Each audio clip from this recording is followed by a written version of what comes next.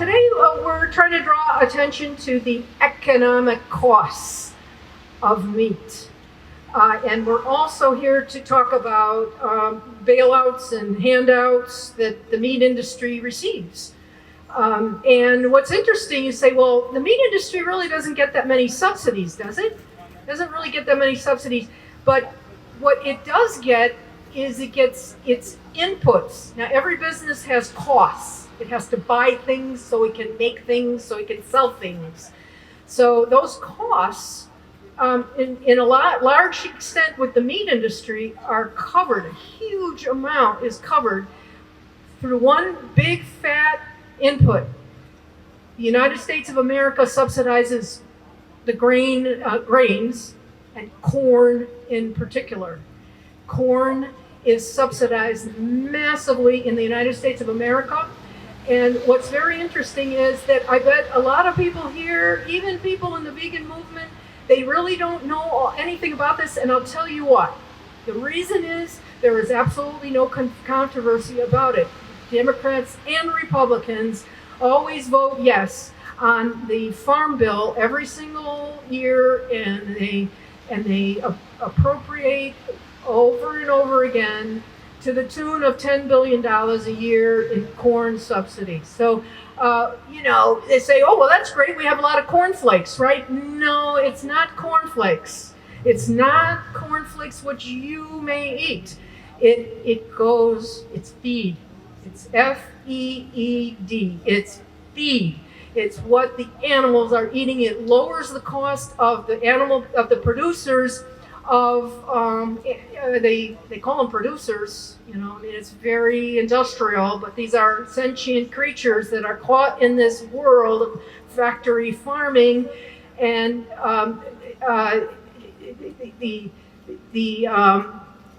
this is a great boon to any factory farm. And let me paint a picture for you just very quickly for anybody who's not familiar, because this whole world is hidden from you, very rigorously kept from your eyes.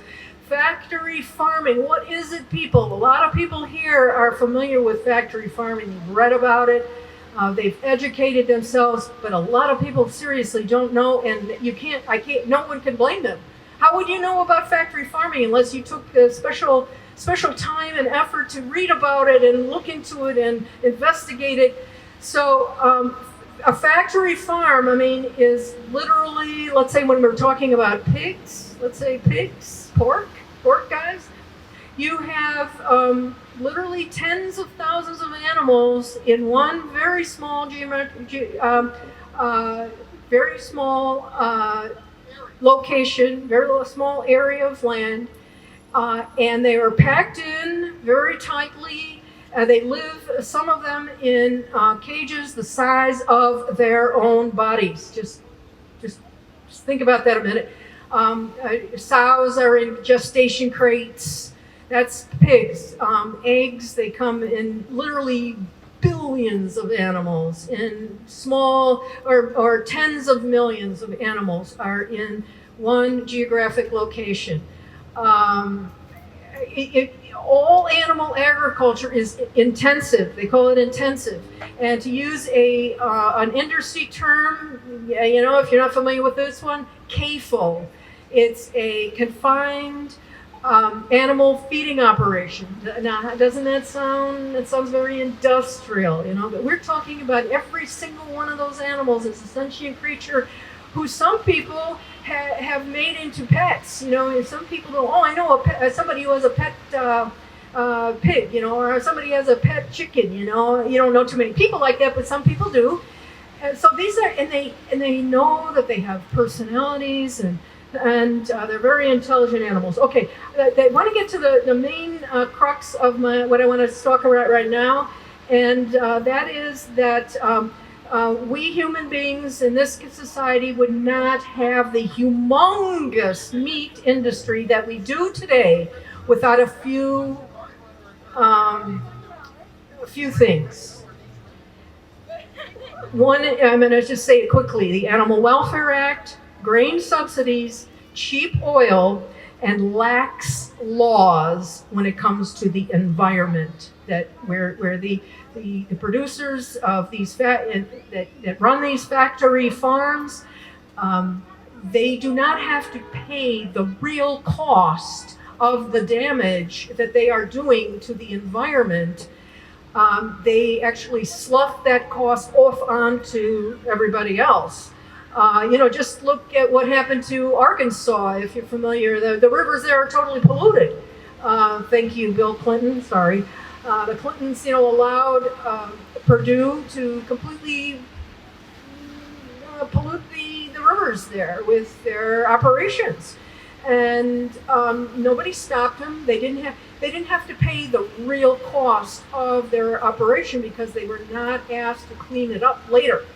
So they could sell cheap product to the rest of us. But let me talk about the Animal Welfare Act in particular. I believe that this is the biggest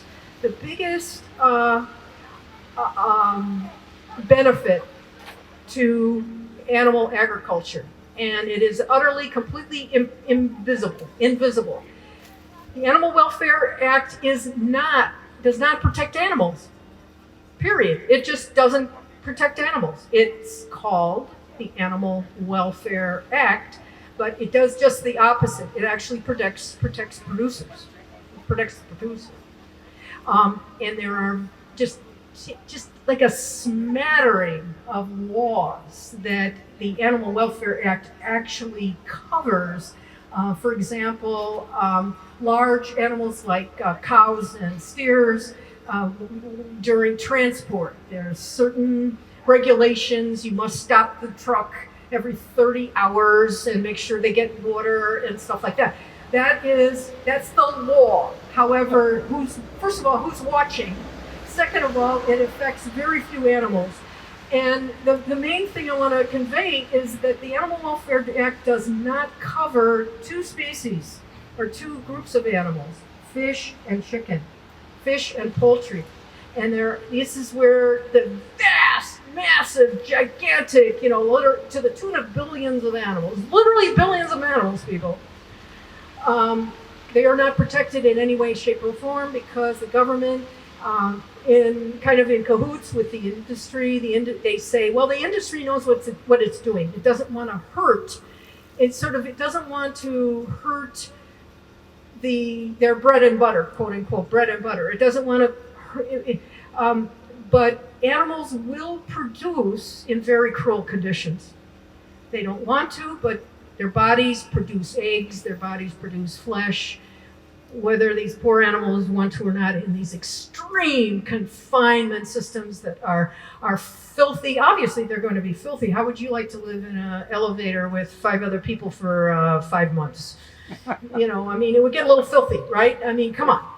No matter what we think of ourselves, as being clean human beings. But okay, so the other thing is, so the Animal Welfare Act doesn't protect. In fact, it's a big smoke screen. And the average American who hears about the Animal Welfare Act maybe once in their life, if that, they think, oh, the animals are protected. The government's protecting the animals. Well, it's a smoke screen. It's just one big, screen. All right. So, and that is valuable. I got to get that out of there. The fact that they don't have to give the animals a nice environment in which they live while they are growing or producing eggs or milk or whatever they're doing,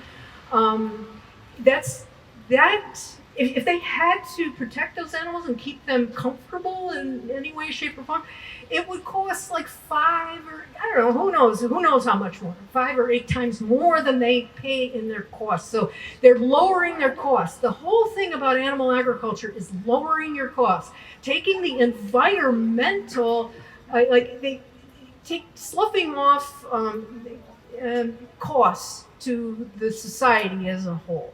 That's their goal, and then the government goes along with it, and so do we as citizens, because supposedly we have some control over our government. That is becoming less and less the case. Okay, so cheap oil, guys, cheap oil. I don't think I have to tell you this, but energy is everything in modern agriculture today. And it is, energy in America is subsidized. The oil industry is subsidized, just like agriculture is subsidized. Okay, so, and grain subsidies, this is for real. So, when the government actually forks over hard cash to grain producers. And this obviously lowers the cost. You just want to lower the cost. And there's lax laws for the environment, like I mentioned with Arkansas, but there are many stories I could tell you. I'm going to move on.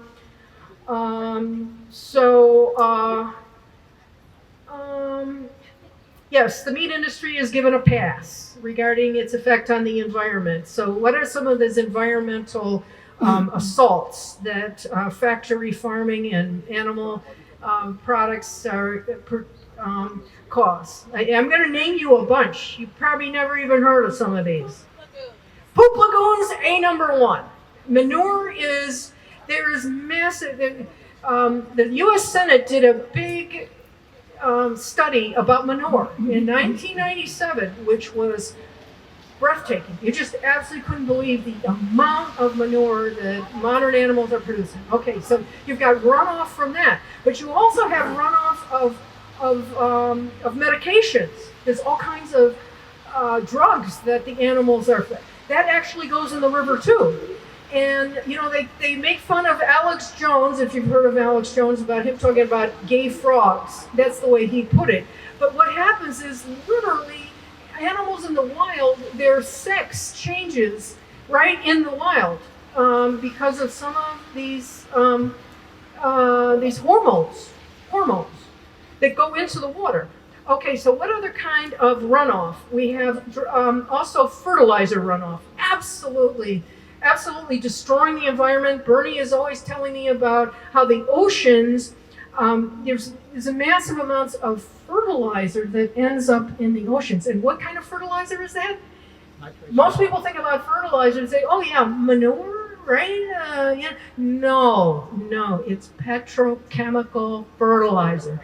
And this is what really made it all happen, is petrochemical fertilizers.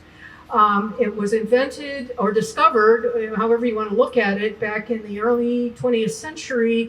They figured out how to take literally nitrogen from the air, and they can convert it into anhydrous ammonia.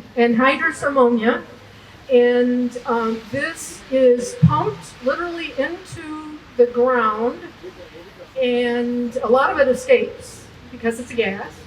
But it goes into the ground and it fertilizes the soil, and it makes corn grow like crazy.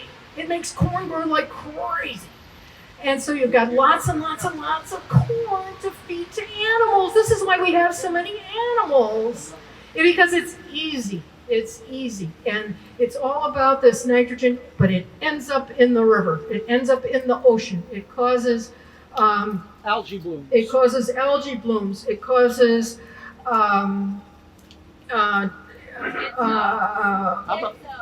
dead zones. Thank you. Yeah. Thank you. I was looking for that in my notes. Dead zones. If you know about dead zones, basically it's an oxygen depleted area. Mostly in the Gulf of Mexico is where these dead zones are. But other areas where the environment is destroyed, just is a massive use of land.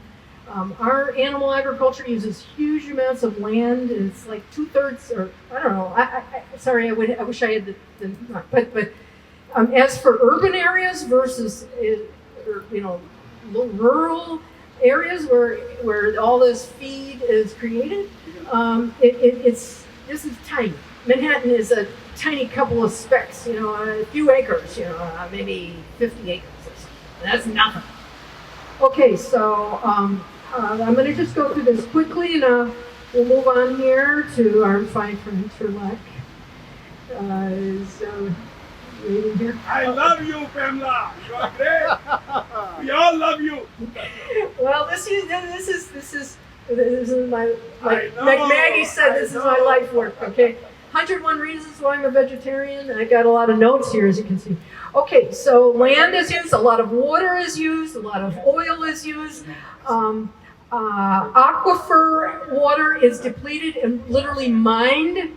You do not replace aquifer water. Water like an Ogallala aquifer in the middle of the United States of America. There's a massive aquifer, but there's aquifers all over. But there's a gigantic one that scientists are saying will actually be depleted. I mean, it's hard to even believe. How can an aquifer the size of 40 Lake Michigans be depleted? But they are taking massive amounts of water to irrigate land, to feed animals so we can eat the animals, right?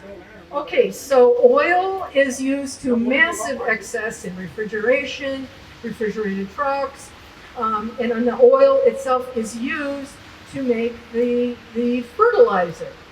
And that is massive. And actually what's very interesting, it's made mostly down in South in Alabama, kind of, and Louisiana. And it is literally, this anhydrous ammonia is literally piped in gas form up to the Midwest.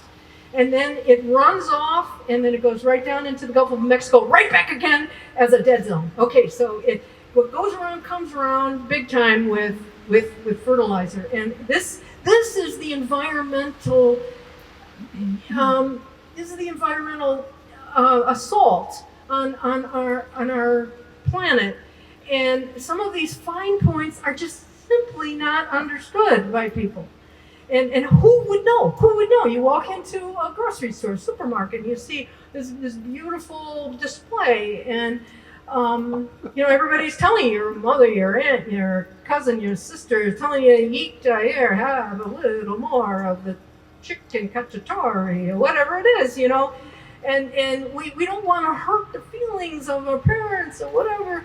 And it's convention. You go in your work world, you go to a business event. Anyway, I don't have to tell you that. Let's get back to business here. Okay, so other assaults on the planet having to do with animal agriculture and is species diversity is undermined through ranching in particular. And ranchers, by the way, they get a big fat subsidy. Predator control. Have you heard of predator control? It is it's a department. I forget the name of the department in the U.S. government that actually kills so-called nuisance animals out in the West on behalf of ranchers who are raising cows and destroying also the environment. Ranching is very destructive to land, and so is this predator control. So you're destroying species. A lot of environmentalists, they are not talking about the vegan issue, and it should be number one. We all know that, right? Some of us know that. Forests are depleted. A lot of people know about the Amazon forests, which are being depleted to make farmland or ranch land down in Brazil and in the Amazon area, and and there are these astounding statistics that for every hamburger they take a whole acre or some crazy thing. But they're taking forest land and making it into rangeland, and forest land is not conducive to being rangeland. It only lasts for like a few years anyway. And so they're making it to rangeland to raise animals so we can eat them. Okay, oceans are being depleted, and Mary Finelli heads up an amazing organization called Fish Feel. Everybody, Fish Feel. I love it. I love Mary, and she's going to go on. I'm not going to talk about fish because you know that one. There's something called desertification. This is water depletion.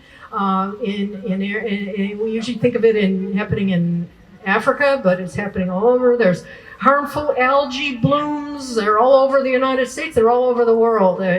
These red tides, they call. They're all from runoff from farming that is, if we were eating the food directly, if we were eating the grain directly, we would be using so much less. But you have to have like 10 pounds of grain for every 1 pound of meat, and you could just be eating the vegetarian food directly. So there's ecosystem destruction. So just habitat destruction. So that's mainly it regarding, but then there's a whole other category, and I think you guys are getting overloaded here with information, but that all was just those were environmental kind of attacks on our planet, which I just went through. Now there's a whole host of things where animal agriculture actually pollutes the environment. I put that in a separate category. There's two kinds of environmental destruction: using up natural resources, land, oil, water, and then there's pollution. So I'm going to run down really quick. I talked about the fertilizer, the manure, and the drug pollution runoff. There's also hydrogen sulfide, which is a pollutant that is emitted near slaughterhouses, which will cause brain damage in people who live nearby. There are the dead zones, we mentioned those. Seagrasses are nurseries for sea life. Cows are burping animals, and they are raised for meat. They burp a lot, and they cause methane to go up into the environment. And they always talk about the farts, but it's not the farts, guys. It's the burps. So you can correct anybody on that. Also, just sludge dumping, slaughterhouses, big name slaughterhouses like Smithfield. They will literally dump entrails and old, just half dead animal parts that were cut away from in their slaughterhouse. They will just dump them, and this causes a lot of environmental problems. We mentioned harmful algae blooms. There's ammonia rain. You've heard of acid rain. The most acid rain comes not from cars. It actually comes from all of this fossil fuel, this anhydrous ammonia I was mentioning. It actually emanates into the air, and it goes over here, and it actually destroys. It's actually cutting away at statues, and it's also not good for your respiratory. And odor. How can I forget odor? Slaughterhouses and quote-unquote processing plants. I don't even like to call it that. These cause, and also pig farms. Pig farms are huge odor producers. People who live near, nobody wants a pig farm near your house because they stink beyond all belief. They will kill your nose. You have to keep your windows closed. So these are the environmental impacts, and that was just sort of a rundown of the environmental and the economic impact of animal agriculture.